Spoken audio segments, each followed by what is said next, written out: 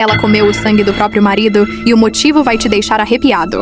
Depois que o marido faleceu, ela fez algo que ninguém esperava. Guardou o sangue dele. Com o tempo, ele endureceu, parecendo vidro quebrado. Mas um dia, ela pegou um pedaço daquele sangue seco e comeu. Disse que isso fazia ela se sentir mais próxima do marido, como se uma parte dele ainda estivesse viva dentro dela. E o mais bizarro, ela começou a andar com o sangue pra todo lado, comendo um pedacinho por dia. Mas o corpo humano em decomposição passa por reações químicas perigosas. Certas substâncias podem causar alucinações, infecções ou até algo pior. Em algumas crenças antigas, usam até as mãos do falecido em rituais estranhos, acreditando que isso pode transferir doenças ou poderes. Mas a verdade é que o corpo sem vida é cheio de bactérias letais, e o contato com a pele, especialmente em feridas abertas, pode gerar infecções graves e difíceis de tratar. Amor extremo ou loucura? O que você acha? Comenta quero para receber mais histórias bizarras como essa.